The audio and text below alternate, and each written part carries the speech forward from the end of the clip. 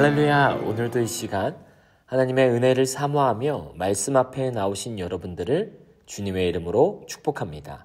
오늘 하루도 하나님의 말씀으로 우리의 생각이 붙들리고 심령이 다시 살아나는 놀라운 은혜가 있기를 간절히 소망합니다. 오늘은 역대상 11장 말씀을 중심으로 함께 세워가는 하나님 나라라는 제목을 가지고 말씀을 나누고자 합니다. 역대상은 크게 두 부분으로 나눌 수 있습니다.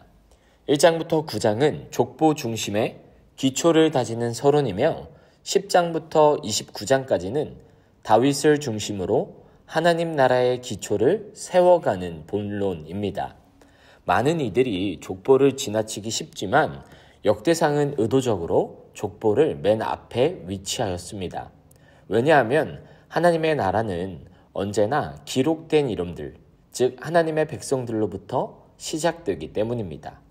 그리고 지난 시간까지 우리는 9장까지의 말씀을 통해 하나님 백성의 뿌리와 정체성을 확인했고, 오늘부터는 본격적으로 하나님 나라를 어떻게 세워가는지에 대해 살펴보려고 합니다. 우리가 다루지는 않았지만 역대상 10장의 말씀은 중요한 전환점을 다루고 있습니다. 사울의 죽음을 다루는 본문인데, 하나님의 사람이었던 사울은 교만함으로 인해 하나님의 뜻을 멀리했고 이로 인해 하나님께 버림받게 됩니다. 역대상 10장 13절부터 14절 말씀을 같이 읽겠습니다. 사울이 죽은 것은 여호와께 범죄하였기 때문이라. 그가 여호와의 말씀을 지키지 아니하고 또 신접한 자에게 가르치기를 청하고 여호와께 묻지 아니하였으므로 여호와께서 그를 죽이시고 그 나라를 이새의 아들 다윗에게 넘겨주셨더라. 아멘. 그렇게 하나님께 버림받은 사울은 길보아 산에서 자식들과 함께 죽음을 당하게 되었고, 이어지는 내용인 본문 11장은 사울의 죽음 이후 하나님이 택하신 왕 다윗이 본격적으로 등장하는 내용입니다. 그렇다면 오늘 본문을 통해 주시는 영적인 교훈은 무엇일까요? 첫 번째는 하나님의 뜻은 반드시 이루어진다는 것입니다. 우리가 본문 1절을 같이 읽겠습니다.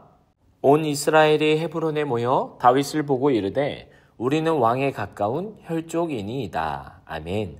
사울이 죽고 나라가 혼란스러울 때 온 이스라엘이 헤브론으로 모여 다윗에게 왕이 되어달라 요청을 합니다. 여기서 중요한 포인트는 온 이스라엘입니다. 사울 시대에는 다윗을 따르는 자들이 일부였다면 이제는 온 이스라엘이 다윗을 왕으로 추대하고 있습니다. 이 장면에서 우리는 하나님의 약속은 반드시 이루어진다는 것을 분명하게 살펴볼 수 있습니다. 다윗이 왕으로 기름 부음 받은 것은 어린 시절이었습니다. 그러나 실제로 왕이 되기까지는 15년 이상을 인내하며 어려움의 시간을 견뎌야만 했습니다. 말이 15년이지 얼마나 힘겹고 외로운 시간이었을까요?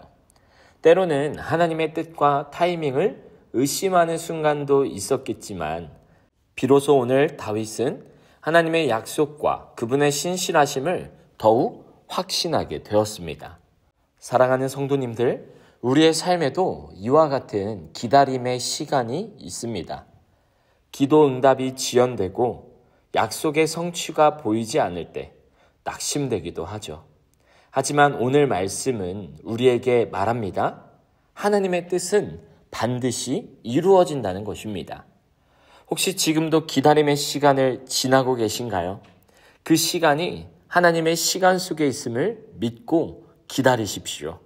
하나님의 뜻은 늦지 않게 완전하게 이루어질 줄 믿습니다.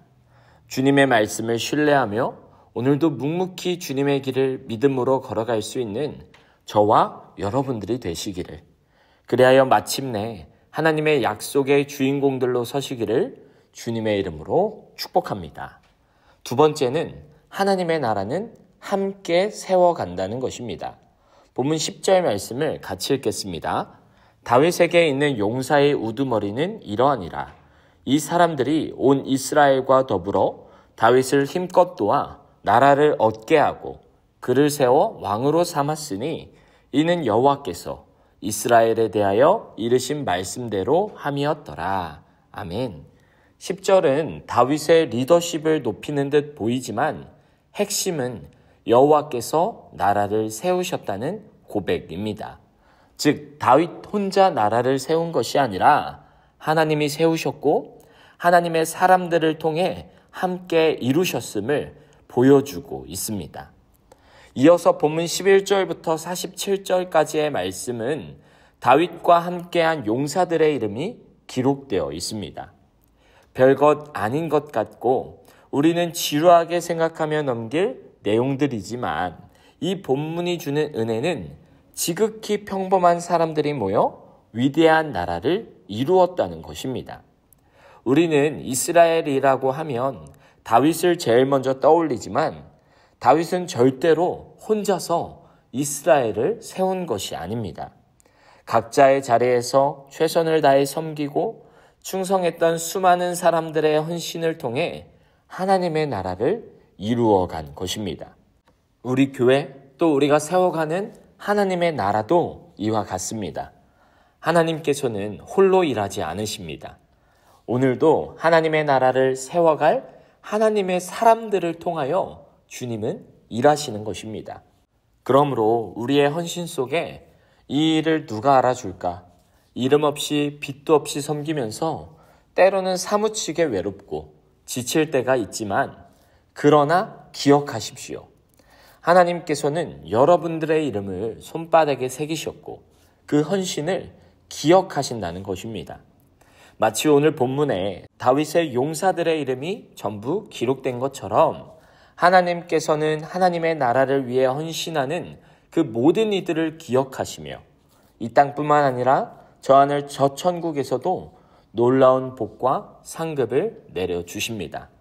오늘도 우리가 가정과 교회, 나라를 위해 함께 기도하며 나아갈 때 그곳이 하나님의 나라가 될 줄 믿습니다. 더디더라도 당장 긴 터널과 같은 어려운 시간을 보내고 있을지라도 하나님의 약속을 신뢰하며 믿음의 자리를 지키십시오. 하나님의 약속은 반드시 이루어지며 여러분들의 이름을 기억하실 것입니다. 이제 말씀을 맺습니다. 사울은 교만과 불신앙으로 하나님을 멀리하여 결국 버림받게 되었습니다.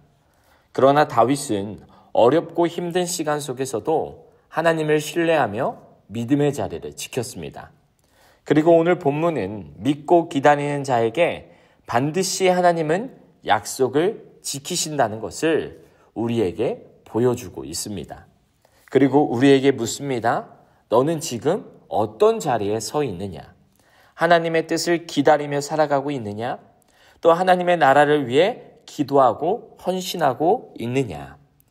이 질문 앞에 우리가 당당하고 또 떳떳하게 하나님 앞에 설 수 있기를 주님의 이름으로 축복합니다. 사랑하는 성도 여러분, 오늘도 내가 서 있는 이 자리에서 하나님의 나라를 세워가는 복된 삶을 살아가야 합니다. 눈에 보이지 않아도 결과가 당장 드러나지 않아도 하나님은 우리의 헌신을 사용하셔서 주님의 나라를 이루시고 주님의 백성들을 세우실 것입니다.